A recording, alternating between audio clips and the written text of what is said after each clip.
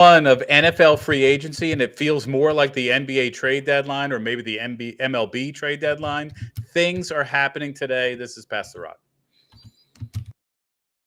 What are y'all past the gosh darn rock? Hey yo, I'm trying, I ain't lying, and hosting this will be Brian. Posting like Kobe Bryant, flying to see the pilot. Hit the hezzy, we got Jesse, opinions get kinda messy. A fan of out of lefties, from football to racing jackies. He go silly when he go deep, sheesh, is Zach Zeman. Teaming up with Jack, we stack the whole team, man. Pass the rock, don't stop the shot clock. Smack the slap shot, come on, now let's talk. Pass the, yo partner, pass the rock, for real.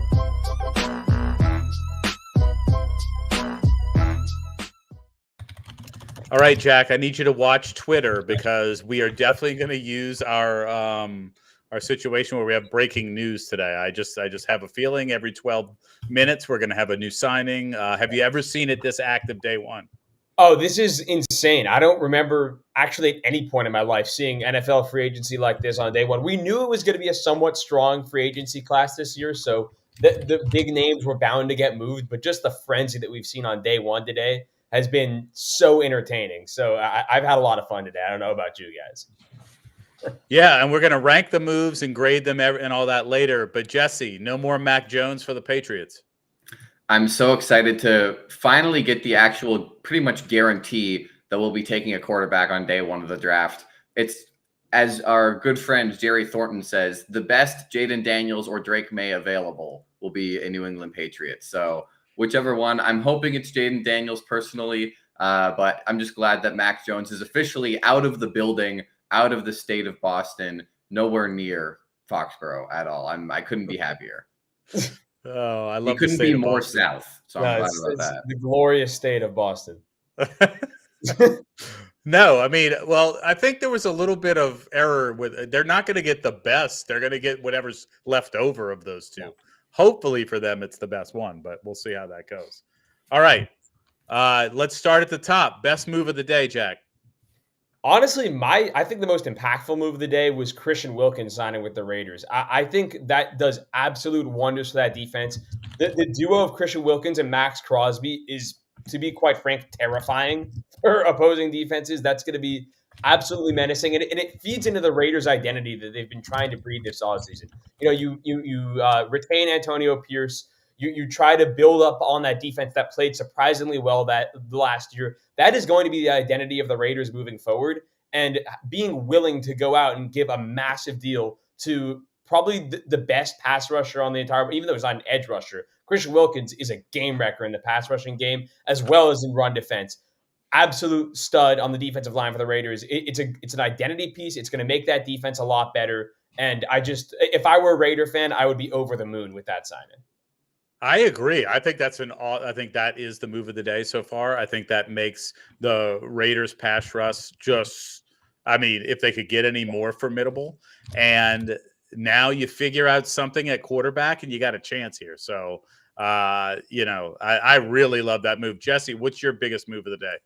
My favorite move of the day is Geno Stone to the division rival Cincinnati Bengals. Geno Stone, by the way, was second in interceptions last year in the NFL with 7, only second to Deron Bland, of course, who broke the record for most pick sixes. So Geno Stone, as a safety, is right up there with the best of them. I believe he had more than Jesse Bates. He had more than anyone else not named Deron Bland. So I think for the Bengals to get some safety help in that division, in the AFC, where you're probably going to have to face Patrick Mahomes later in the season again, I think Geno Stone was probably the best defensive player available on the market outside of Christian Wilkins, and maybe if you count like Brian Burns or the other guys who got franchise tagged. But I think Geno Stone is the best member of the secondary available, and to sign him as the Bengals, especially in division against the Ravens, was a huge signing. And I think it's a great move for the Bengals. And it's always good to steal from your rivals. Whenever, like the Eagles did it in a big way today with the Barkley signing, and it always happens in free agency. You hate to let those people walk if they're just going to walk into your building again the next year, and you're going to have to play them twice. But I agree, big signing there. Is the running back market saved? A couple of big contracts, Jack, that went down on the running back side of things. Yeah, today was definitely a super interesting day for the running backs, especially because the last few years, the running back market has been so unbelievably slow. Just teams not willing to give out big contracts to star players, players sitting in free agency for a really, really long time in that position. But today, we've seen a flurry of running back signings, including 4 that are for pretty big money and pretty big names. So definitely a big switch up. But I also think something to note is that a lot of these running back signings have been of players changing teams. It hasn't been a lot of re-signings. So that's also just a very interesting trend. It seems like maybe teams are not willing to pay their own running backs a lot of money, but other teams are happy to swoop them up. So definitely the running back market is fascinating considering that these are some of the most marketable, biggest stars on the teams, but they never get paid for it because of longevity concerns and injury concerns. But yeah, today, I don't know if completely saved is the right word, but this is definitely a big turn in the right direction for the running back market and one that I probably wasn't expecting at all. Well, and I think it's a good strategy to zag when you can zag. And there's been so much press about, oh, none of these running backs are going to get paid. And you had the Saquon sat out a little bit last year, and you had some others do the same. And I think a couple of teams were like, okay, let's zag, let's pay a running back and get somebody we, think we can do something with. And I think it's the proper time to do it. I don't think there was a ton of running backs out there that you're like, okay, I want to spend a ton of money on. But it'll be interesting to see what happens with Austin Eckler. Although with his slight frame and getting close to 30, maybe he doesn't get the money that everybody else is getting. But Jesse, your thoughts on the running back market? Yeah, I think it's been a great day for running backs, seeing a lot of guys get their contracts. Still some questions about the older running backs. I think it's the running back market for anybody in their early to mid 20s is great. I mean, that's how it usually is. But the Derrick Henrys and the Austin Ecklers of the world might sit on the free agency list for longer than we might expect. And I think that Derrick Henry, I honestly when I go down every single team in the NFL, you might think at first, like, who wouldn't want Derrick Henry? But if you're a team that has a Rachaad White or a James Cook or Devon Achane or any of these young guys who show a lot of potential, do you really want to put Derrick Henry in there and stunt the growth? So I'm struggling to find a team in my mind that just is really, really inept at running back.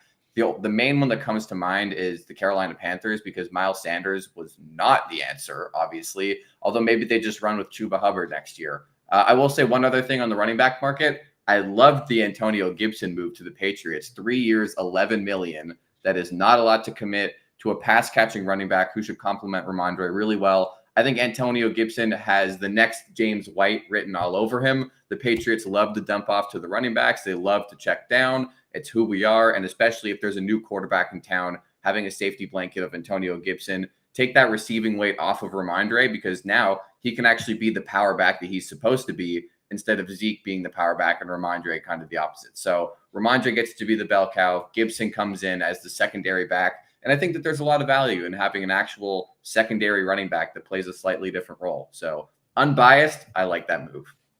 Yeah, Ramondre, the best offensive player on the Patriots, as said to you, Jesse, by his own brother. So, yes, we got the sources. We have our fingers on the pulse of everything. Although I'd like to hear what Antonio Gibson's brother has to say about that.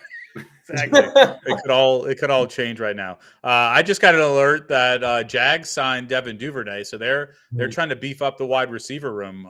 It seems so. We'll go through some of that. So let's grade the biggest moves. So let's grade all of the quarterback moves from day one of free agency. So we're going to start with Russell Wilson, and we'll start with Jack. Oh God, why me again? Here we go. I would give this a C minus. I mean, if I'm the Steelers, I think Russell Wilson will be fine. He will be a decent enough quarterback to get you to what you always like to do. The Steelers love to be 10-7. They love to be 11-6, sneak in the playoffs as the 5, 6, 7 seed, somewhere around there. Maybe you win a game, maybe you make it to the divisional round, but you're not making it to the AFC Championship. There's no way. And I think that is what the Russell Wilson move does. It buys you another year of mediocrity. And as a Steelers fan, and I think many Steelers fans are in the same boat as me, when you have been so mediocre for so long, you either want to take that step to the next level and build a championship team, or take one step backwards to eventually move 2 steps forwards. And what I mean is, going boom or bust. Get a guy that might be terrible and can get you in a position to draft a high-level quarterback, or has high potential and could potentially get you to a Super Bowl off his own ability. And that guy that I had in mind was Justin Fields. Obviously, the Steelers did not go that direction, but I personally am disappointed. I think it leads to more mediocrity. And again, I would say C minus. Jesse, higher, lower?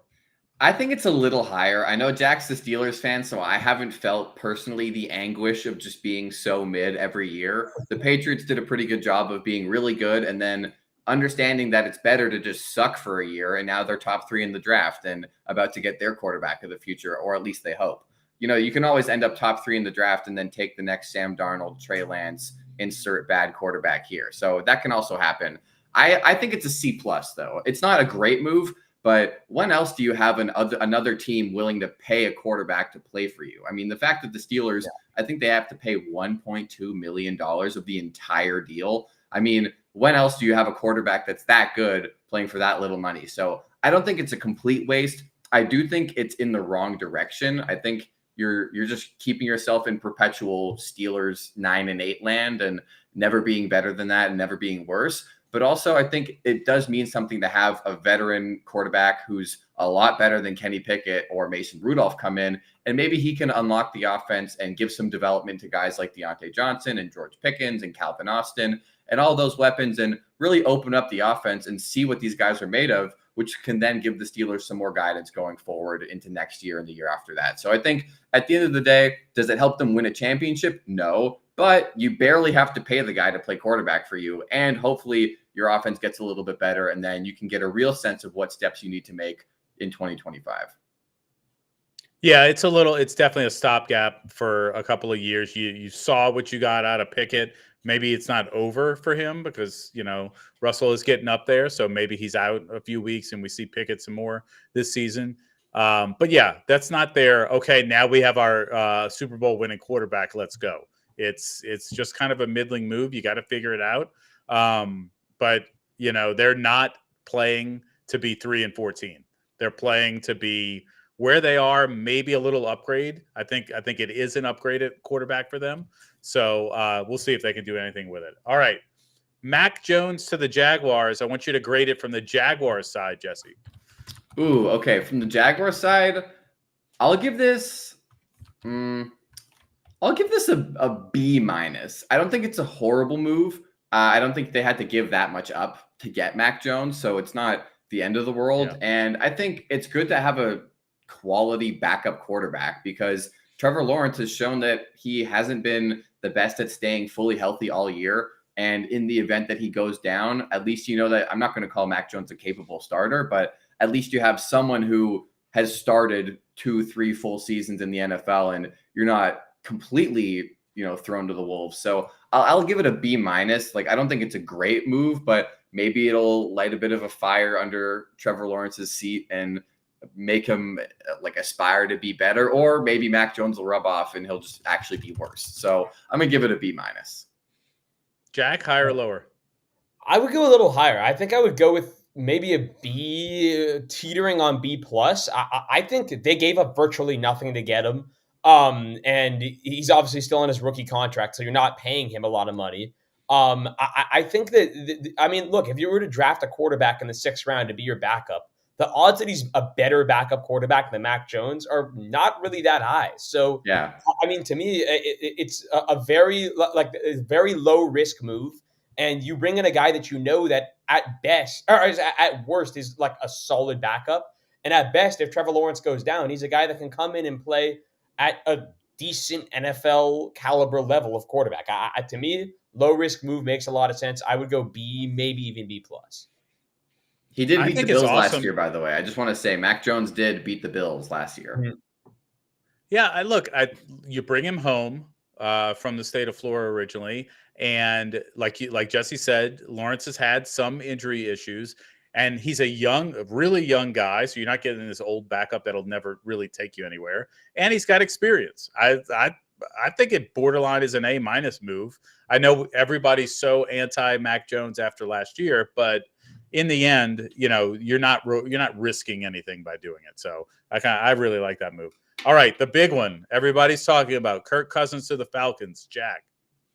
Oh yeah, this one's so interesting. I think I would give it a solid B because I think in theory it makes a lot of sense. The last year this was a team that was severely held back by absolutely atrocious quarterback play, and you bring in a guy in Kirk Cousins that the last time we saw him on the field was solidly a top half quarterback in the league. You could argue for borderline top 10.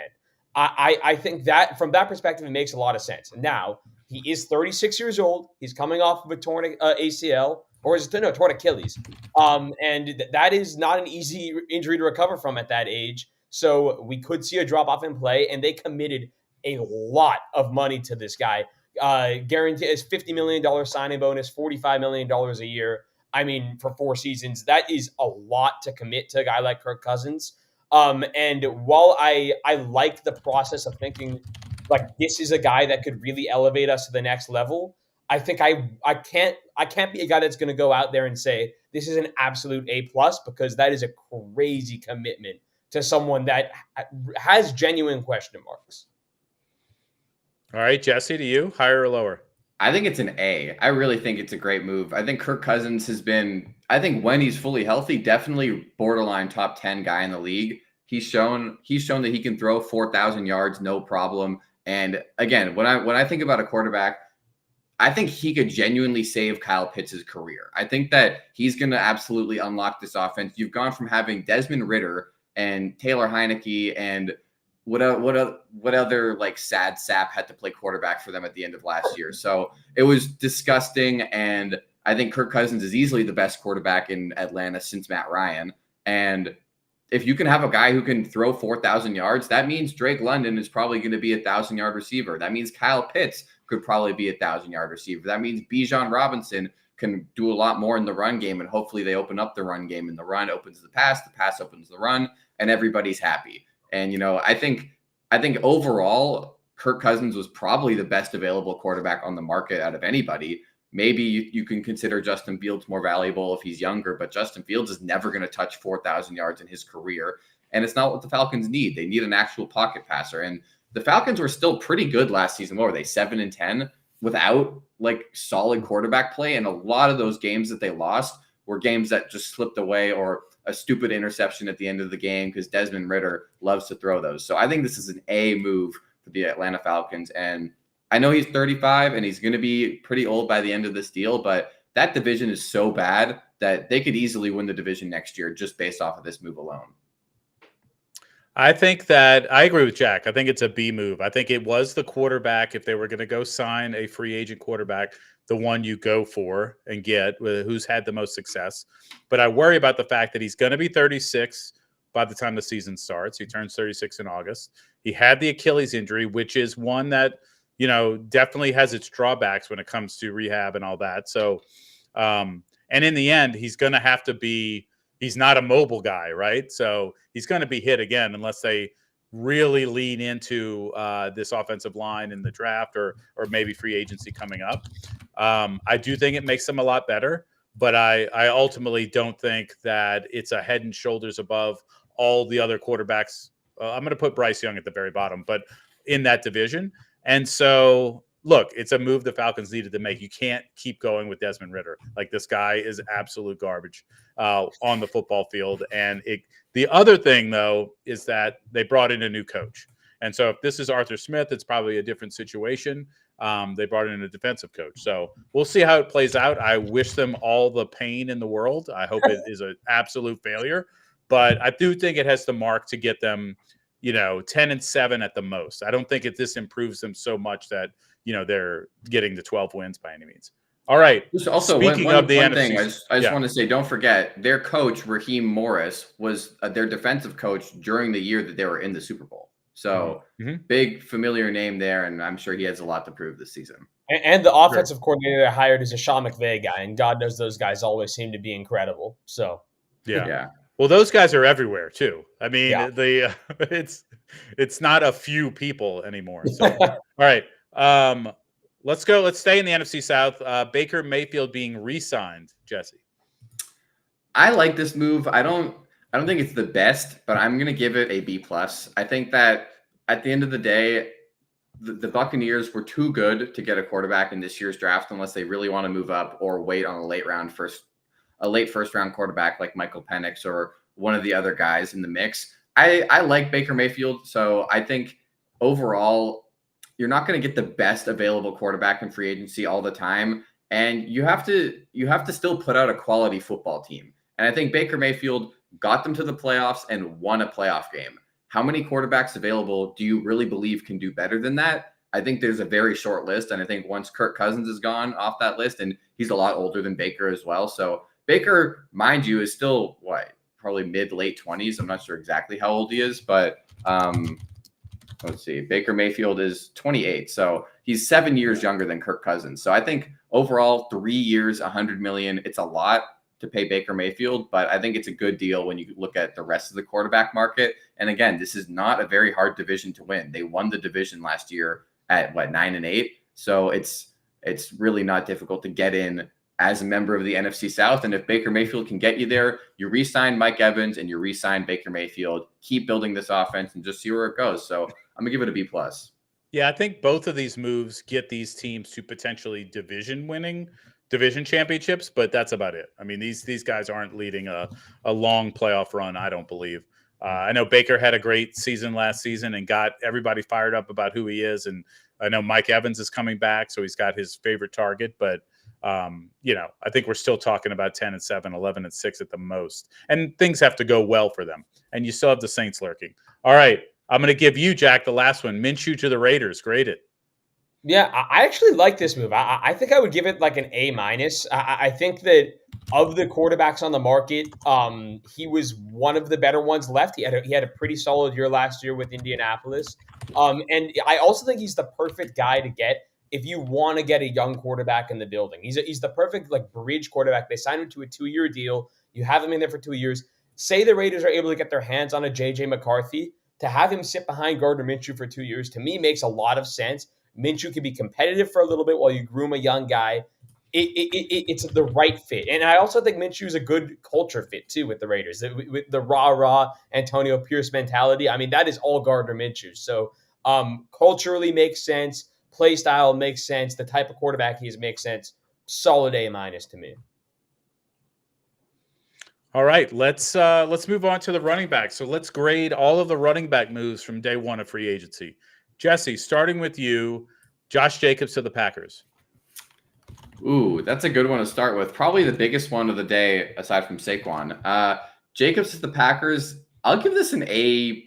I think that it's a good deal. I think overall, Josh Jacobs probably the best running back available when you consider kind of a lot of different things. But I mean, last season was not what anybody wanted for Josh Jacobs. But the year before, I mean, the man had 1,700 rushing yards, led the league from that standpoint. And I just think that, I mean, Aaron Jones is great. He's not getting any younger. And I was a little surprised that they weren't keeping him, but, I guess they just decided to release him and go their separate ways and at least let him choose where he wants to go next. But I think Josh Jacobs fits the timeline. He is younger. He can be the RB1 of the future for the Jordan Love era.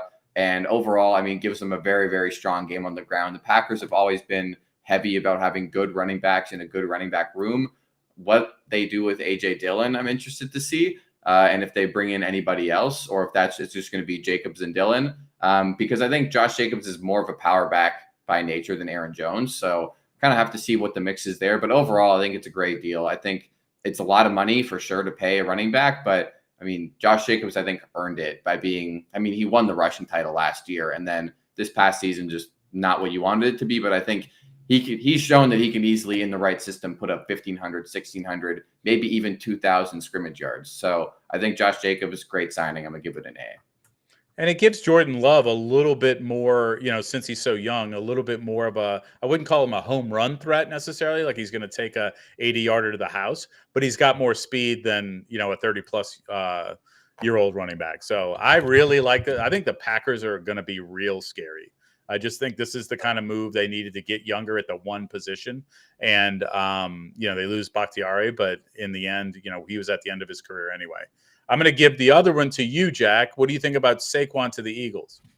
Oh man. I mean, well, first of all, just the all the photoshops I've been seeing of Saquon Eagles jerseys, absolutely disgusting. I mean, those are cursed images. So that's definitely one of the signings that's going to take the longest to get used to. But as far as the actual on football field stuff with that, I think I would give it. I think it would be crazy to not give it an A, right? I mean, the Eagles are a team that they've been hit with a lot of retirements, right? You lose Jason Kelsey, you lose Fletcher Cox, two cornerstones of this team for years, and especially Jason Kelsey. When you lose a guy like that, that's a real centerpiece on your offensive line. That's difficult to make up. But one way to do that is by signing an elite, dynamic running back that can sort of make up for maybe a little drop off in run blocking. So I really like the idea of bringing in Saquon. It also feels really good, I'm sure, for the Eagles to steal a guy away from the Giants, a guy of that caliber. Yes, they paid a lot of money for Saquon, but I think Saquon's worth it. I think he is one of the top 5 talents for sure at the position in the league. And obviously, it's going to be contingent on health. But as long as the guy is on the field, he's going to produce at a really high level for the Eagles. Yeah, I think that has to be an A signing. Yeah, I mean, the Giants had their choice 2 years ago, and they chose Daniel Jones over Saquon. So this was going to happen because they weren't going to pay them both. So, Jesse, thoughts on the Saquon move?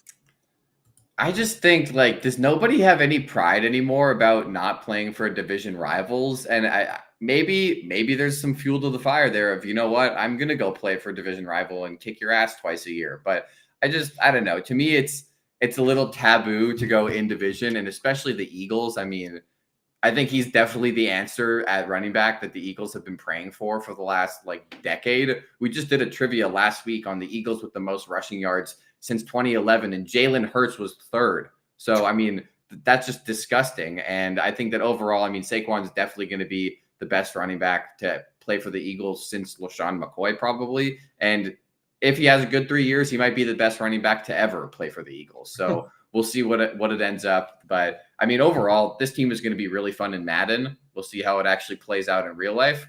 They've got superstars at every position you could ask for. The offensive line minus Jason Kelsey will still be very good, among the league's best. And overall, I mean, this should open up the run game, hopefully more than they did last year. I mean, they had a very good run game with DeAndre Swift, and then it kind of just fell apart. It seemed like they just kind of went away from it. And hopefully they stop with the whole push gag and just start giving the ball to their running back in the red zone like they actually should. Otherwise, Saquon's going to finish the year with 3 touchdowns, and it's just going to be hilarious. But I give this move, honestly, I give it an A as well. I think it's a great signing. He's definitely the most talented back that the franchise has honestly ever seen.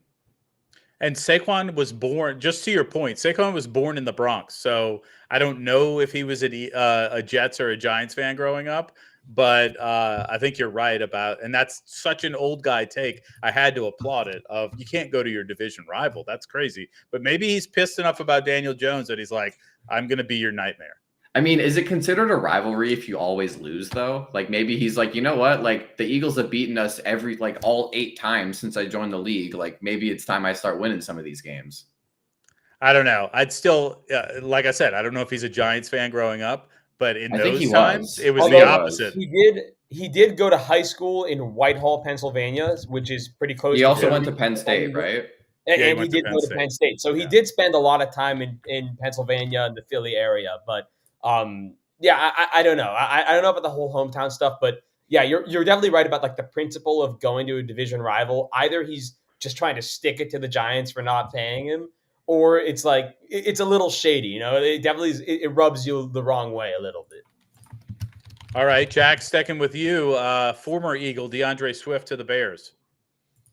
Oh, I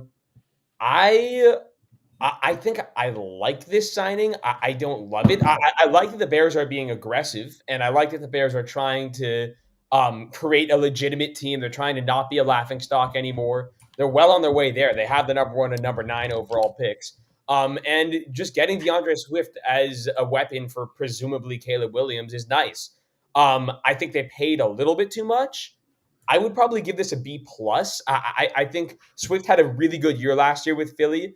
There might be a drop-off this year because regression is likely coming off of a career year. And also he's going to a significantly worse O-line than he was with last year. So, Yes, he will probably regress, but I also think he's absolutely the best running back on the Bears roster right now. So that makes a lot of sense. Certainly an upgrade. And I understand the Bears thought process here. So I think I would give it a B plus. I'm not over the moon, but makes a lot of sense, and I think he will do well there. All right, back to you, Jesse. Tony Pollard to the Titans. This one came out of nowhere, in my opinion. What's your grade on it? This is interesting. I don't know if I love it, honestly. I'm gonna give this one a C plus, B minus in that range. You have a Tony Pollard on the roster, and his name is Tyjae Spears. I mean, these are kind of the same running back where the Zeke and Pollard was the Henry and Spears. Like Henry was the goal line back, the power back, the main bell cow. And then Tyjae Spears is the quick change of pace guy who's a great pass catcher. He's speedy, he's more agile, not as much of a heavy hitter. And then you saw what Tony Pollard looked like in the lead role last year. And it definitely looked like he didn't have the same juice or the same legs as he did when he was, a secondary or complementary option. So I think maybe it'll work really well where you have both of them and you use both and they're both fresh. And that way you get kind of the best of both worlds. But I think it's a weird signing to bring in a guy who's such a similar build to Tyjae Spears. And it didn't really work out that well for the Cowboys last year. I mean, maybe that's the Cowboys' fault. So overall, I mean, they lost Henry and they're not relying fully on Spears to be the lead back, which is a good thing. But I'd say, yeah, C plus, B minus. It was kind of came out of nowhere. So, but honestly, it's a good young running back. I mean, Tony Pollard is great. He's very young, fits the timeline for them. So overall, I mean, it's not a horrible move. It's just kind of one you got to think about for a sec. Yeah, I think if they go to a 50-50 type split you got to get Spears on the field. He's just too electric. He makes things happen. He's the exact opposite of what Derrick Henry was giving them. And I think the two of them are very similar. But if you reduce the workload enough and you always have speed on the field, I think then it works. But we'll see. So back to you, Jack. Antonio Gibson to the Pats. Jesse's all in favor of it. What do you think? Yeah, I mean, I think it's a good move. I think he definitely fills a role for the Patriots. They didn't really have that shifty third down guy, the receiving back archetype. And I think it'll be nice for Ramondre Stevenson to have that guy that he can, take some pressure off. So, yeah, I like it. I think I would say B plus, A minus, somewhere in that range. I think it's a good signing. It doesn't blow me away, but I think it certainly fills a need and makes a lot of sense. All right, last major move of the day. Gus Edwards to the Chargers. Jesse, Harbaugh to Harbaugh right here. What do you think of this move for Gus Edwards?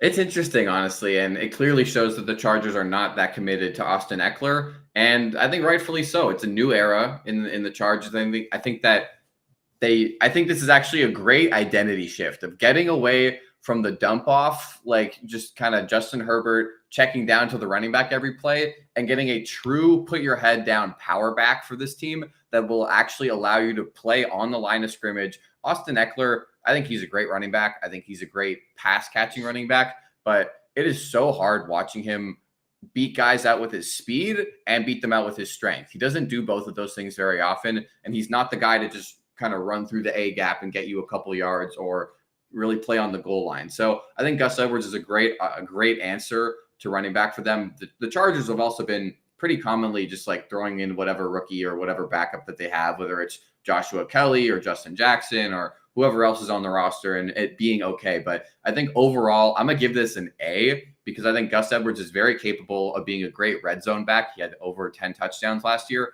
And also, this will actually allow you to get Justin Herbert to spread the field, move the ball downfield, use that gunslinging arm of his instead of just dumping it off to Austin Eckler all the time. So I think it's a good move, good identity shift, and I'm going to give it an A. I think where it helps Justin Herbert also is just to have a guy on 3rd and 1 that can get it without you having to throw the ball. They got to the point where Austin Eckler was getting stuffed all the time, so they couldn't even run the ball on 3rd and 1 or 3rd and short. And now you have a guy that can lean forward, hopefully, and get you that yard, and you keep the drives going without having to throw the ball. It was a bad combination to have Brandon Staley, who loves going for it on 4th and short, and no running back who can get you 4th and short. Right. Jack will not disagree with any hate towards Brandon Staley. We also had Devin Singletary to the Giants. I'm going to move on from that, though, so we can talk wide receivers. So let's grade all the wide receiver moves from day one of free agency in the NFL. This actually happened a few days ago, but I think it might be one of the biggest moves. Jerry Jeudy to the Browns. Jack, grade it. Ooh, I think I would give this an A. I really like it for the Browns. They did not give up very much at all. What was it, a 6th-round pick in the end? I think it was a fifth. Was it a fifth? Yeah, it was a very low investment for a guy that is very talented. Obviously, he hasn't been quite as exceptional at the NFL level as a lot of people thought when he came out of Alabama. But this is a super talented player. Denver never really unlocked him. And to get him as your number 2 alongside Amari Cooper, and you still have Elijah Moore there, and you still have David Njoku at tight end, and you're going to get Nick Chubb back in the run game next year, obviously coming off of a brutal injury, but still, this is a dangerous offense. The rich get richer offensively. Obviously, you still have the Deshaun Watson problem, but everything aside from Deshaun Watson about this Browns team is borderline Super Bowl contender. And Jerry Jeudy just pushes that even further. So to me, very low risk. It did not cost you much, and could be super duper rewarding given the talent of Jerry Jeudy and a guy that really needed a fresh start. So maybe even A+. I love this for the Browns. I definitely think it's an A+. I mean, you get a guy that can stretch the field. You already have Elijah Moore, and you have Amari Cooper, like you said. You have Njoku. You have Chubb coming back. I mean, the only thing that can stop this offense is Deshaun Watson. Let's be real. I mean, he is the only one you look at and you're like, okay, this guy's got to perform, because you have all the weapons around him. It's a dream offense to be in, and the defense isn't too shabby either, let's remember. So if I'm in the the AFC North, I'm a little worried about what's going on there, but I always know I got Deshaun Watson. If he's not ready to come back from everything he needs to come back from, that team's going to be in real peril. But I thought that was an A+ move. You got him for cheap. It's better than any 4th round or 5th round wide receiver you were going to draft. So big time move there, I think. Jesse, to you, Michael Pittman extended by the Colts for $71 million over 3 years. Graded. It's a lot of money for sure, but I'm gonna give it an A, maybe even an A+, because I think Michael Pittman's that good. I think he had a very, very maybe he might even be the most underrated receiver in the NFL. And you could say that about a lot of guys and make a case, but he was like under the radar as a top 12 fantasy receiver last year. And I know it's just fantasy, but I mean, the fact that he was that good and that consistent, and just he seems like he's got great hands. He's huge. He's fast. He's strong. He's a good blocker. I think he's everything that you'd want in a wide receiver. And if you weren't going to give him the money, someone else was. So I think extending him now for the next 3 years while Anthony Richardson is, at his youngest and hopefully at his healthiest for the next 3 years. So overall, I think it's an A+ move. Michael Pittman deserves that every single cent that he got. And I think he's a great receiver that you just cannot let go. So good job, Indy. Let's take a pause on the grading and talk some T. Higgins. So T. Higgins says he wants out with the Bengals. So A, is this a good move for T. Higgins? B, what did the Bengals do, Jack? I mean, I think it's purely a money thing with T. Higgins. I think he does. I think he said he really loves being in Cincinnati, but the Bengals don't want to pay him. And it makes sense. I mean, you have a massive Joe Burrow contract. You have a massive Jamar Chase contract looming. I mean, this is a team that is spending a lot of money right now. And T. Higgins is an unbelievable wide receiver. This is a guy that's going to demand top dollar. It makes sense the Bengals wouldn't want to pay him. Will they miss him? I think absolutely. I think they are a significantly worse team without him. But I also think for T, it makes sense to want to go in a different direction. As far as where I think maybe he could end up, one team I saw that I really was interested in was the Texans. I think getting him in there as a true wide receiver one, you pair him with Nico Collins, with Tank Dell when he comes back, just give another weapon to CJ Stroud, make that offense as good as it possibly can be. I love that idea to make him the Texans wide receiver one of the future. I also saw the Packers, which is one that I really like.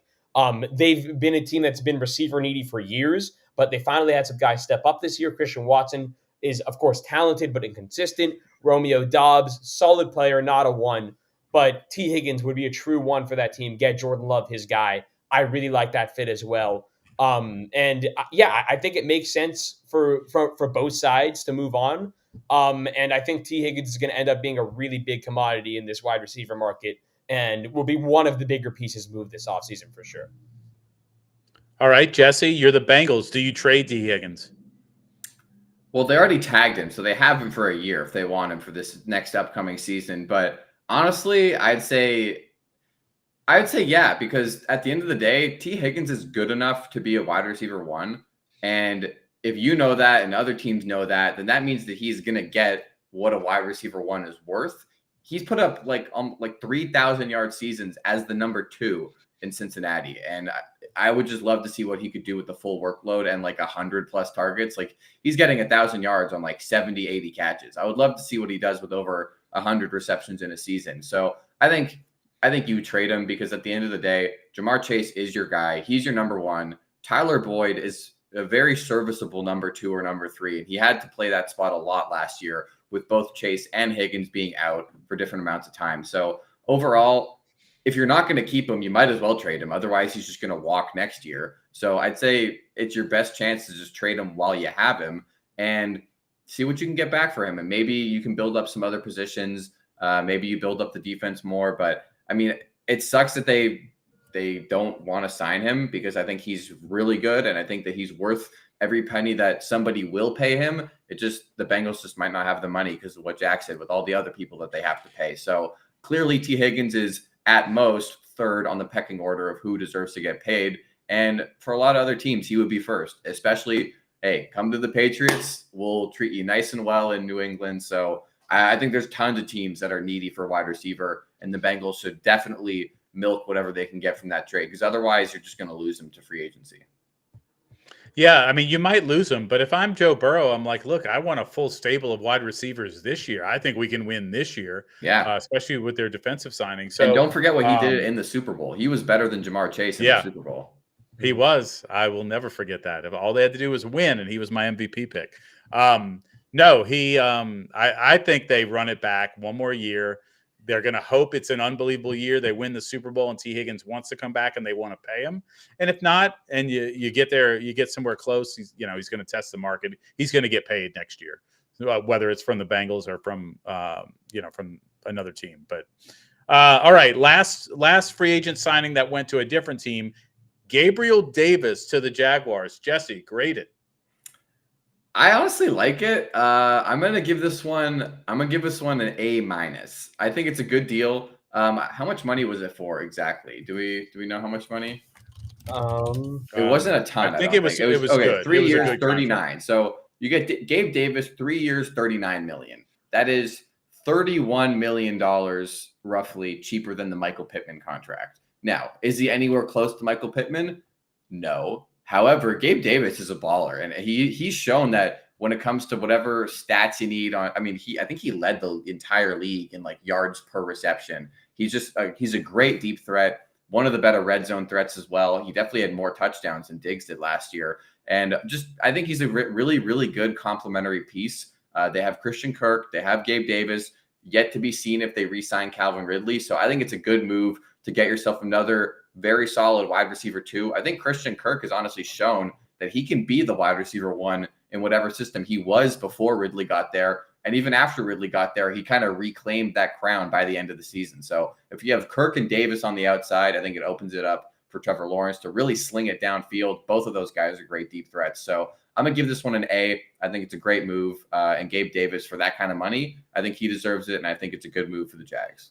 I honestly really disagree with that. I would have it as a C or a C-. I really, to me, Gabe Davis, this signals that you're not re-signing Calvin Ridley to me. I don't think you bring in Gabe Davis and also pay Ridley. And if that's the case, that this is a downgrade. I think that they play a somewhat similar way. They're both very good deep threats. They're both super athletic. Both have drop issues. I would argue Gabe Davis's might be worse than Calvin Ridley's. I don't know, man. Like the only argument to me is that Davis is probably a little bit cheaper than Ridley will be. So maybe you're saving a little bit of money here. But to me, as far as whether or not this makes you better in the receiver room than you were last year, assuming Ridley is not coming back, which I believe, I think you're worse off than you were last year. So to me, this is a C or C minus. I'm not thrilled about it if I'm a Jags fan. Look, I'm happy about it, especially if Ridley's leaving, because I need that second receiver. The problem with him is he goes away, and that's when he had Stephon Diggs on the other side. And some games he's all pro, going to make the Hall of Fame, Gabe Davis, and some days he's, how did you ever make it to the NFL, Gabe Davis? So I think that inconsistency is going to hurt the Jags ultimately, but I don't think, unless they were going to get T. Higgins or, a real A-list wide receiver, I think this is a strong move to shore up what they have going on. Let's keep going with Trevor Lawrence and see where it goes. But yeah, he's just such a perplexing player that it's tough to judge until you see what happens. He ends up with great stats at the end of the year, but it doesn't necessarily equate to consistency every week. Let's get to the defensive side. So the big one, Jesse, starting with you, Christian Wilkins to the Raiders. A+. I think this is, like you guys said, I think this is the best move of the day. This is easily the biggest signing I think that the Raiders have had in a while. Maybe unless you're counting like Devontae Adams, but on the defensive side, this is another guy on the line that's going to give you nightmares. Next to Max Crosby, this is going to be a very scary D-line to work with. I think it's a great move and a move that the Raiders needed as well, because their defense was not good at all last year. And then in the second half of the year, when they switched coaches, things really started to click, and this suddenly became like a shutdown unit. Jack Jones started having some monster games, and just they really changed pace. And I think they were holding all of their opponents to 20 points or less. And it's just a good defense starts with a good D line. And I think overall, Christian Wilkins was probably the best defender available out of anybody. And to sign him on the first day, I think the first move of the day as well, like the early, and they were just on top of it. So this is an A+, 100%. Yeah. And that's what Jack and I already gave it. So Jack, I'm going to give you another that I think a lot of people were, pretty happy about and thought was a great move. Xavier McKinney to the Packers. Yeah, this is definitely an A for me, possibly an A+. He's a young player. He's very good. And this is a really good safety market this year. There's been a lot of good players that have been released. There's a lot of guys that came into the class as free agents that were really good in the safety market. Xavier McKinney was arguably the best of them. And for the Packers to make this addition, basically swapping out Darnell Savage for him, that's a clear upgrade. I mean, Xavier McKinney is a much better player than Darnell Savage is in what was one of the bigger weaknesses on the Packers as a whole last year in their safety room. So, yeah, to me, this is an absolute A, possibly an A+, a really good player that fills a need. I mean, that's exactly what you want in free agency. So, well done, Green Bay. All right, back to you, Jesse. The Geno Stone move to the Bengals. We talked about it earlier as being a big one to steal somebody from your rival. What's your grade? Another, I know I might just be giving out A+ left and right, but this is an A+ move to get a guy, like I said earlier, he was second in the league in interceptions last year as a safety. And this is a guy, by the way, I did not know this. Geno Stone was the 219th pick in the 2020 draft. He was a seventh rounder who has now become basically an all-pro safety, or at least a Pro Bowler. And he had a phenomenal year last year, 2 years, $15 million. That's it, $7.5 million a year. That's really not that much money to pay a guy. And I don't know what safety money is like or what DB money is like specifically, but when you think of all the huge contracts going around today, $7 million is really not that much to pay a guy to really shore up the secondary. And this is the Bengals who lost Jesse Bates and are now filling that hole that was pretty evident last season. So losing who's arguably the best safety in the NFL to the Falcons, now replacing him with another really top tier guy, especially in division, just as the cherry on top. So I'm going to give this one an A+. And I think this could be a move that you look back on at the end of the season when the Bengals are in the AFC Championship or winning the AFC Championship and think, man, that was a big move that led them to where they are right now. That and keeping T. Higgins. All right, Jack, to you. Kevin Byard to the Bears. Yeah, I would give it like a B-, C+. I'm not the biggest Kevin Byard guy. He did not look good with the Eagles at the end of the year last year. They released him because of that. And the Bears, I mean, again, I really like the Bears' mindset this offseason. I like that they're being aggressive. They're making moves. They're trying to be a legitimate team again next year. Once, of course, they get Caleb Williams in the building. So I like the mindset. I just am not the biggest Kevin Byard guy as a player, especially at this stage in his career. So I'm not going crazy for this. I think I would say B minus. I think B minus is fair. But not the biggest fan of this one. All right. Well, look, it's been a ton. There's one big question left. Jesse, I'll give it to you. Over under 48 hours until Bakhtiari is a Jet.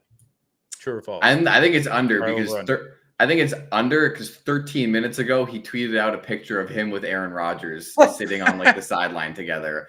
Aaron Rodgers liked his farewell post to Green Bay, and then he tweet replied it with a photo of them sitting next to each other alone in Lambeau. So I think it's under. I think this might be later this afternoon. Like I think it could be very soon, unless it's 5:45. You know, the Jets front office has probably gone home for the day, so we'll see what they do tomorrow.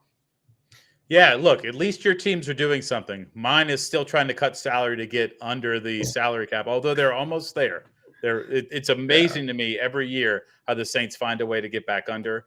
It's going to curse them, and they're never going to win a Super Bowl until they just blow it up one year and suck, and then try to come back. I'm just sad that the Saints couldn't have got Russell Wilson with all of the money that the Broncos were paying him for Sean Payton just to have to stomach that. Would have been so funny. Oh yeah. No, don't worry though. The Mickey Loomis money laundering scheme never fails. I mean, I'm convinced it's the only way it's possible. I'm surprised more teams don't follow it because it's offering big contracts, changing it to guaranteed money the second year or third year down the line, and then getting that money back in salary cap. So now that means a lot of money goes out the door because all that unguaranteed money on other teams ends up not getting paid out, and then they can save it. So the Saints pay it. They just pay it differently. But obviously it's not working. We didn't go to the playoffs the last 2 years. So, okay, what is your biggest free agency day one overreaction, Jack? All right. Well, I think I will stick with my favorite signing of the day and say the Raiders have a top 5 defense next year. And that is definitely an overreaction, but I think the root of a great defense is your pass rush, and they are going to have a fantastic pass rush next year, adding Christian Wilkins to what was already a pretty good one last year. And I think they still could use some more work in the secondary. I wouldn't be surprised to see them make a move in the secondary here, either in free agency or in the draft. But the combination of that pass rush with Patrick Graham as their defensive coordinator, who is one of my favorite defensive coordinators in the league. I think he was fantastic when he was with the Giants. He had one down year with his first year with the Raiders, but he's been great ever since and really was unbelievably impressive last year with a defense that did not have a ton of talent, but played really, really well with a lot of heart. I just really like what the Raiders are building on that side of the ball, and I think that unit's going to be super scary next year. Jesse? My day one overreaction is that the Packers are winning the NFC North next year, and it's not going to be close. I think that Detroit had a great year. I think that the Packers are about to have an even better year. They made some big moves after having an already deep run this season. They got younger, they got better, and look out. All right, mine. Saquon Barkley will be a top 3 fantasy running back next year. Let me tell you 2 reasons. Number 1, he's getting to play with the Eagles. How great is that? I know they lost their center, but for the most part, that line is returning. I love that for him. And B, NFL is going to void the tush push. So when it's 4th and 1 or 1st and goal or whatever, he's going to get that carry. He's going to score a ton of touchdowns. You're going to see the best version of Saquon Barkley this year coming up. Top 3 running back in the league for fantasy. The real question of the day should be who can squat more, Jalen Hurts or Saquon Barkley?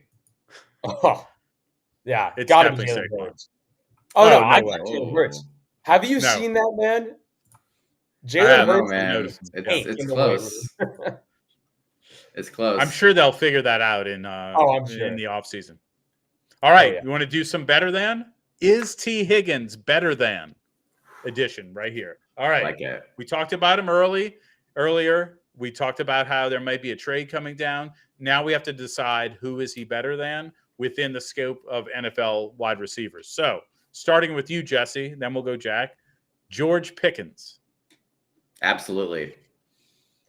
Yeah, T. Higgins is better. George Pickens is more athletic, so I would say he might have a higher ceiling, but right now T. Higgins is absolutely better. How could he be more athletic than T. Higgins, who's literally built like LeBron? Like he's I'm not saying he's built bigger. Have you seen the way George Pickens can jump and can move? I mean, have you seen the way T. Higgins can jump? Okay, fair. He's 6'4", 220 with probably like a 40-inch vertical. All right, so I'll agree with that. T. Higgins better. DeAndre Hopkins. Oh yeah. This is, I mean, prime D Hop, no. Tennessee Titans in 2024, D Hop, absolutely.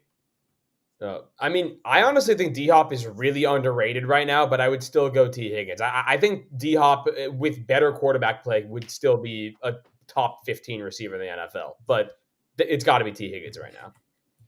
I think you're delusional about D Hop, but and I'm going to agree with Jesse. Like obviously D Hop in his prime was better than T. Higgins, but that was probably closer than we'd like to think. So I'm going to say T. Higgins is better. DK Metcalf.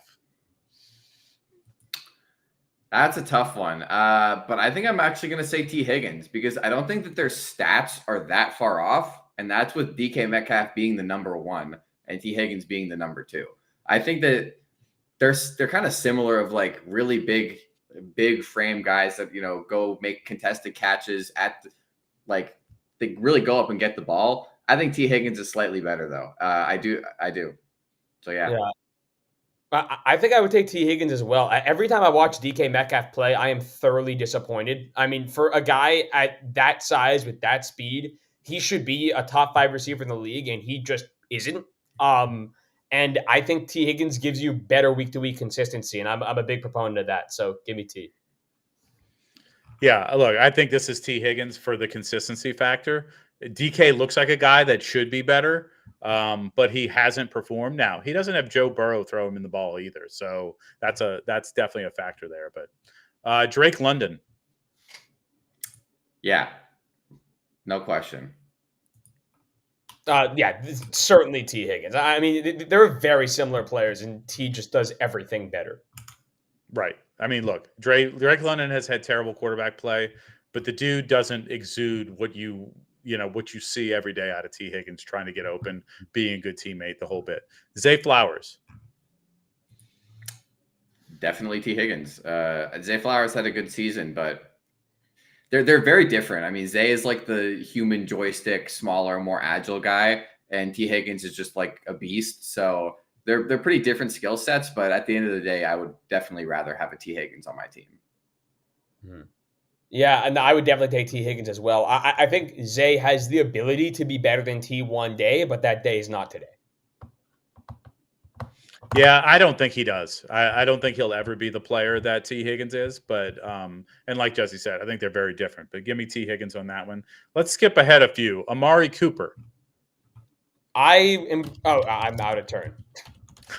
You can go if you want to go first. Go for it. All right, sure. I'll take Amari Cooper. I'm a huge Amari Cooper guy. I think he's one of the most underrated players in the entire league. He is basically the not talked about version of Mike Evans, just being incredibly consistent every single year. 1,000-yard year after 1,000-yard year, he's always very often he's healthy. He plays almost every game, and I just am a big Amari Cooper guy. I'm 100% taking him. I don't know though. Like it's close, but Amari Cooper is 5 years older than T. Higgins. So, like, okay, I'm thinking too much of who would I rather have, not who's actually better. I think Amari Cooper is a better route technician, and I think that in that sense he's better. I do think T. Higgins is better at some other things than Amari Cooper is as well. And I'm going to take T. Higgins. I think his ceiling is higher. As consistent as Amari Cooper has been, his best career year was this past season with 1,250 yards. You know, it's not bad. I think that T. Higgins has gotten near those numbers as the number 2 guy. And I just think that I really think T. Higgins is capable of 1,500, 1,600 yard seasons. And I would love to see it happen on a team. And I think that his ceiling is just higher. So I'm going to take T. I think it's T. Higgins too. I agree, Jack, with the consistency year to year with Amari Cooper. but the guy can do a little Gabe Davis impersonation every once in a while where he has 2 catches for 3 yards. And you're like, why am I starting this guy? And then the next week he's over 200 with 3 touchdowns. So Yeah. while that obviously you're going to take the good with the bad, that's just too hard to trust. Give me T. Higgins. I think he's a lot more consistent. Let's see. Devontae Smith. Oof. Now we don't know who goes next because Jack messed it that up. That's why I shouldn't be going out of turn. Well, we can go me first and then Jack first and just alternate like that if you want. But because that way I don't steal all of Jack's good takes. But this is tough. Oh my God. They're very neck and neck, and they're kind of the same player of like a number 2 who would probably be a number 1 on a lot of other teams. I'm actually going to lean Devontae Smith on this one. Just like it's hard to go against a guy who was once considered the best player in all of college football. And like just him winning a Heisman to me means a lot. And I know that we're talking about NFL football here, but I think Devontae Smith is more skilled than T. Higgins. So I'm going to say Smith. Yeah, I think I would actually take T. Higgins. And I actually would sort of use the point that you said as far as a player that is a 2 that could be a 1. I think T. Higgins can be a 1. I don't know that Devontae Smith could be. I think he's a really, really good, super high-end number 2. And I think in his role with the Eagles, he's fantastic. But I don't know that I would want Devontae Smith to be my wide receiver 1. T. Higgins is a guy I am more than happy to roll with as my wide receiver 1. And I think he will shine in that opportunity. So I would take T. Yeah, I think it's T. Higgins too. I think the NFL game's a little different. Devontae Smith's going to have a great career, and you're not going to be worried about him if he's on your fantasy team or anything like that. But I think ultimately, T. Higgins has the better career. I think he's better today, and I'm going to take him as well. Chris Olave, going to you, Jack, first. Okay. All right. I think. Oh man, I think I would slightly lean T. Higgins. This might be the closest one yet for me, though. I have them ranked probably around a very similar level. I would probably lean T. I think for a similar reason. I think he is the prototype of a wide receiver 1 in the NFL.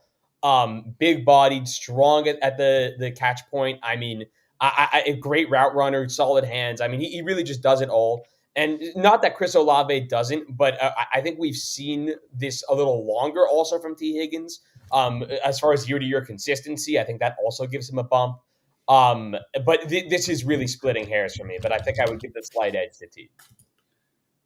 Yeah, it's close. I mean, I think I'm also going to give the slight edge to T. Higgins. It's very close. This one's really a toss-up. Chris Olave's had back-to-back 1,000-yard seasons entering the league. And I mean, T. Higgins started off with basically 3,000-yard seasons to enter the league. He had 900 in his first year, and then 1,100, 1,000, and then only 650 last year. But, he missed a lot of time. So this is really close. I think I would just lean T. Higgins on this one, but it's close. And honestly, who knows? If we saw Chris Olave play with Joe Burrow and T. Higgins play with Derek Carr, this might be a different answer. And I honestly think that probably has a good amount to do with it.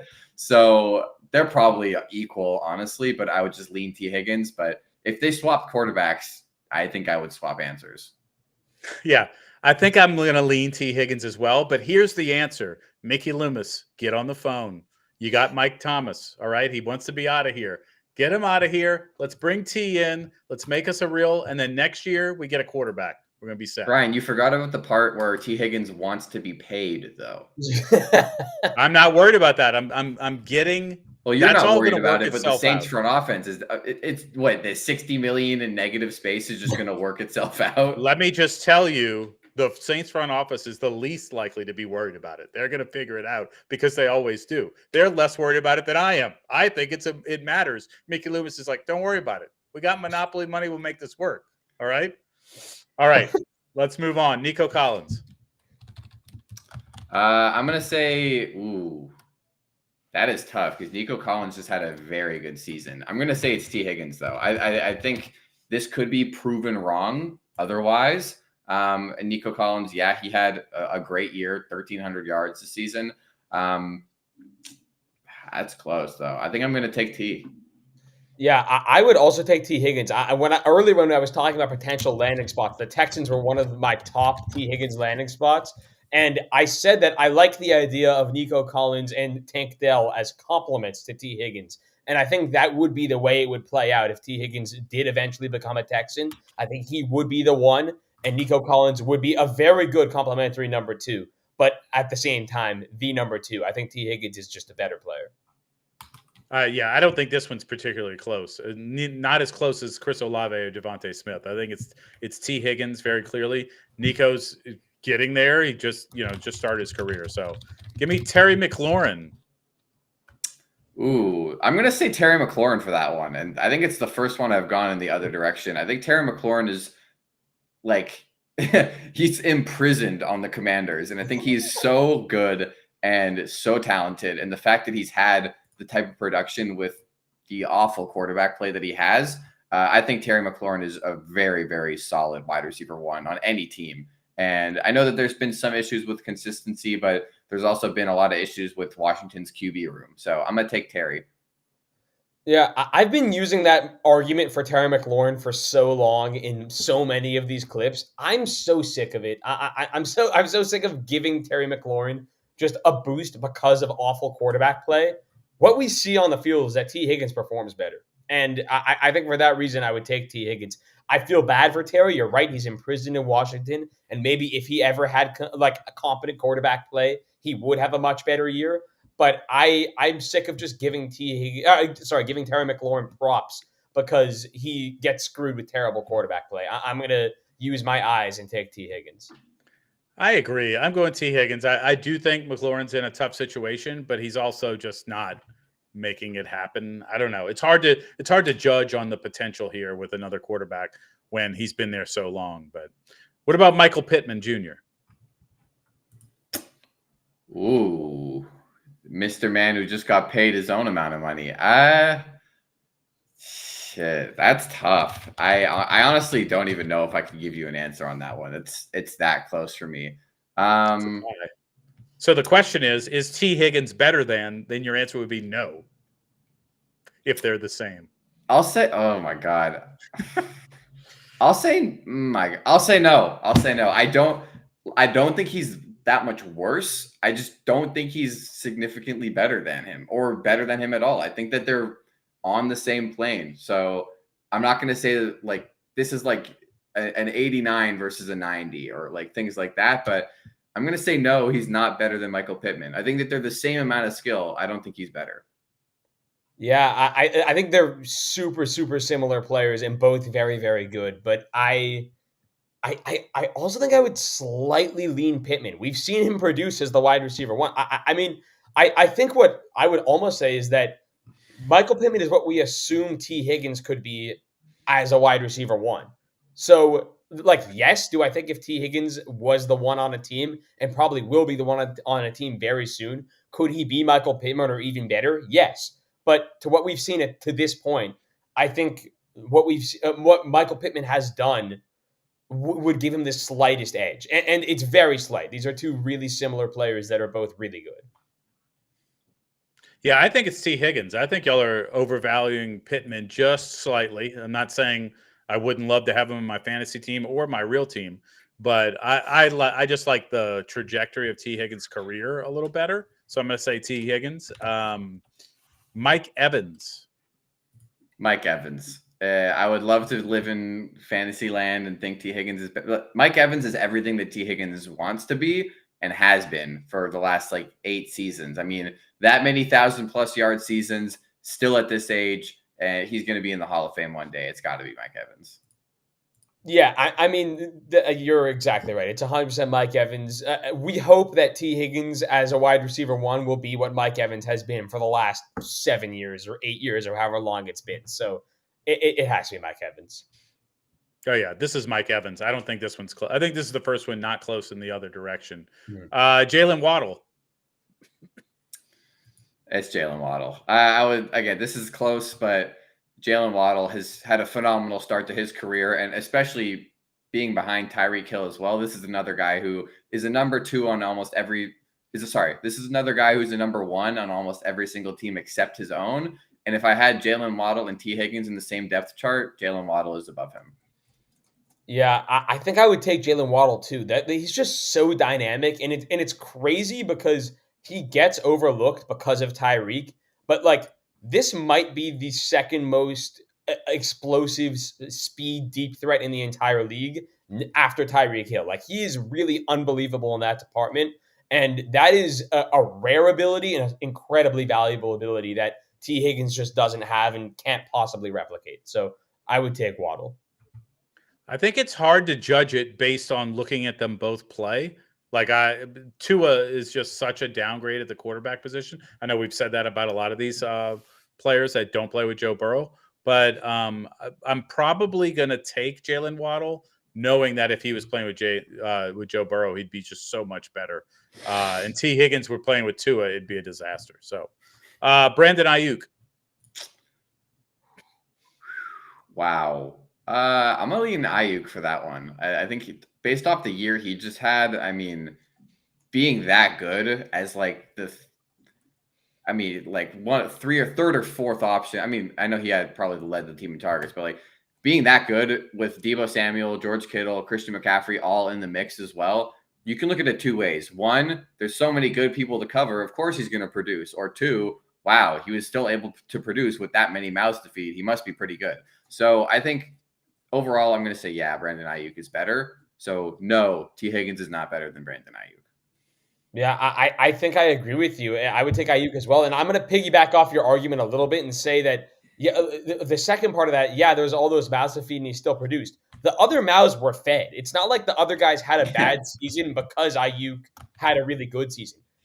The whole team was really good, and Ayuk produced arguably the best out of all of them, not named Christian McCaffrey. So I think Ayuk, what he did this year was so unbelievably impressive.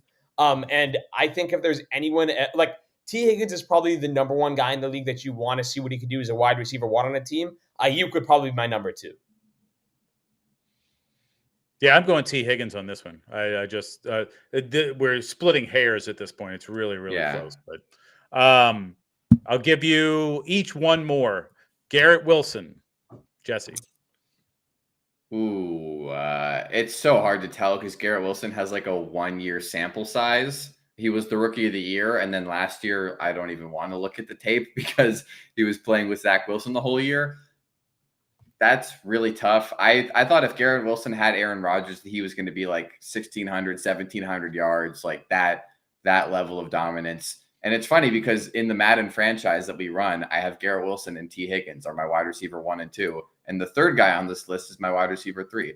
But I think Garrett Wilson's better. I think he's more skilled. And I think that eventually by the end of their careers that Garrett Wilson will have more success. I think, again, quarterback play is a huge part of it.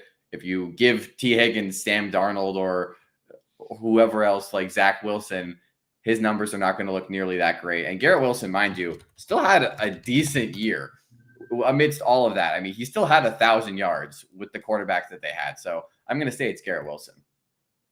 This is absolutely, without a doubt, Garrett Wilson for me. To me, with even mediocre quarterback play, Garrett Wilson will be a top 5 receiver in the league. I think he's so unbelievably talented. Top 5. And I'm hoping we get a healthy year of Aaron Rodgers next year because this is, I would already say he's my offensive player of the year pick with a healthy Aaron Rodgers. I mean, I think Garrett Wilson is so unbelievably good. Aaron Rodgers, another Achilles sufferer, like we talked about with Kirk Cousins, and much older. So, no, I agree. It's Garrett Wilson. I don't think it's particularly close, although I think both of them have a really high ceiling. DJ Moore, last one.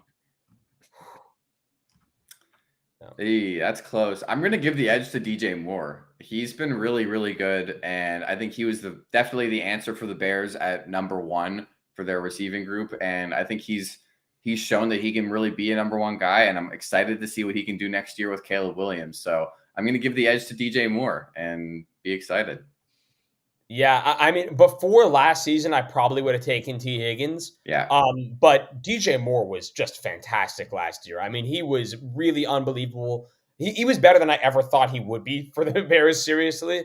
And I think the sky is the limit for him. I think he's only going to continue to get better with Caleb Williams.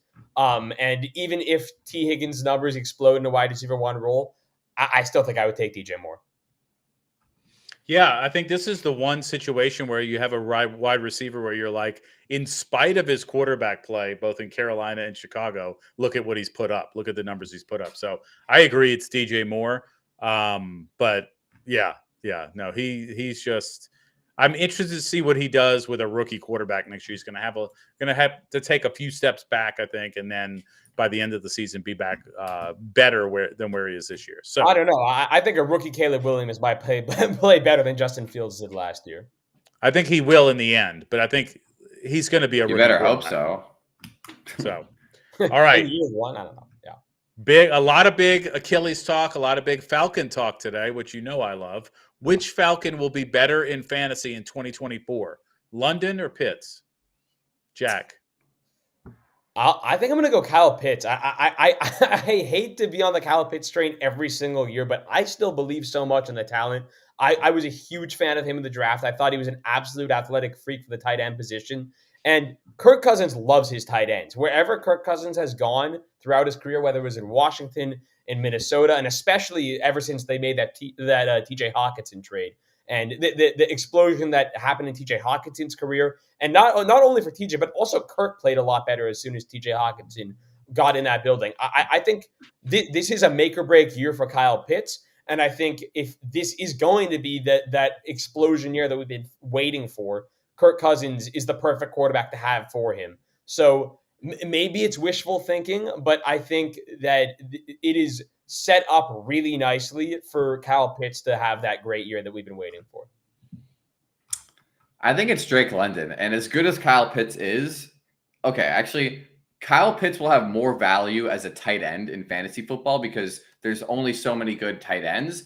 But I think Drake London will absolutely finish with more targets, receptions, yards, touchdowns, every receiving metric. Look, Kirk Cousins was the quarterback for Justin Jefferson's record-breaking years.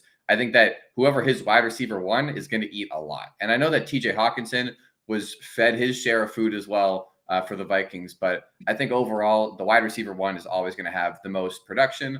And Kirk Cousins has shown that whoever his wide receiver one is going to eat. Stephon Diggs did it. Actually, did they overlap? Or was it still Keenum? Either way. I think that was still Case Keenum. Either way, Justin Jefferson has had year after year with a ton of yards every single year and a lot of touchdowns too. And not to mention Jordan Addison having his breakout campaign last year with Kirk Cousins as well. So overall, I think Drake London is actually primed for a breakout season. And honestly, everybody should be looking at him in fantasy for next year. But Kyle Pitts should, and if he's not, it's to really start to get worried. He should be a top 5 tight end in fantasy next year. And I know you say that every year, but this is the year where he actually has a quarterback who can throw for more than 2,000 yards in a season. No, I agree with you. I think value-wise, you're going to want the tight end because of the scarcity there. But ultimately, I think Drake London has a bigger season, and that's the player you really want to think about adding. He probably jumps the most in number of rounds. And Kyle Pitts is still going to have – I mean, they're both going to still have trust issues for people, because you just haven't seen it yet. I doubt Kirk Cousins will play in the preseason, so that's another thing. You won't really get to see them play together. Is he confirmed to be ready for week 1? I haven't seen anything either way, but I would assume. When did he get hurt? Was it about halfway? It was about halfway through the season. 8? Yeah, I think he's going to be ready for week 1. I think the reports have seemed to indicate. So that. it said, I'm reading now. It says apparently his recovery is reportedly ahead of schedule. He hurt himself week 8, October 29th. So you can hope that. I mean, he underwent surgery November 1st. So I guess you can hope that. There you go. That's quick. 2 days later. Imagine if us low lifes could have had that. But I think so that 8 to 10. 10 months brings you to September the following year. So 10 months to recover from that. I don't know if he's doing whatever Aaron Rodgers is doing. I was about to say Aaron Rodgers did it in 4. Yeah. So but did he? Did he? No. We never saw him on the field, so we don't know what he really did. But yeah, no, I agree. I think he'll be back for week 1. I just don't think there's any reason that they need to play him in the preseason. So you're not going to see him when you're drafting, to determine what to do with these guys. So you're going to have to kind of see what you like there. So, all right, next week, just really quickly, next week is the third annual March Madness Community Bracket Pick'em. So we're going to start Pass the Rock at 7 Eastern instead of what we've been doing in the afternoon. So that's going to be a lot of fun, a lot of new prizes. We have a sponsor. I mean, the whole thing is going to be insane. Jack, are you going to be able to join us, or is it going to be too late in España? Oh, it's going to be very late in España, but I would not miss a March Madness bracket pick'em for the world. So I'm going to do my absolute best to be there. Officially a sicko. And but you know, it's going to be great. You got if you have not watched college basketball yet, this is the week to start watching. Okay, it's the tournament, the conference tournaments. You get to kind of get a feel for some people before you pick your bracket next weekend. Jesse, we will have our bracket pick'em up and loaded and ready to go in our Discord, right?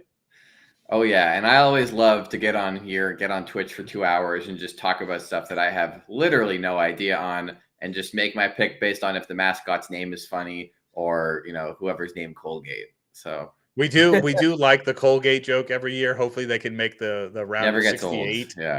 Yeah. So that we have more Colgate jokes. If not, you're going to have to hope that Brown wins the Ivy League or, you know, something else interesting. Yeah. Hey, Princeton's actually good this year, though. Princeton, they went on a run last year, and I think they were ranked. Andy Katz did his Power 36 that he always did, and I think they cracked it. So, like, good team. I just need my Creighton Blue Jays, and that's all. Oh, go Creighton. All See, right. I know something. From Omaha, Nebraska, actually, just so you know. All right. So awesome. Thanks, guys. NFL free agency will continue through this week. We're going to talk on Thursday some more. Maybe we'll have a little breakdown at the beginning of what's been going on. We're definitely going to have a free agency draft and a bunch of trivia and other games. So check that out. And Jack, just so you know, I was always ready.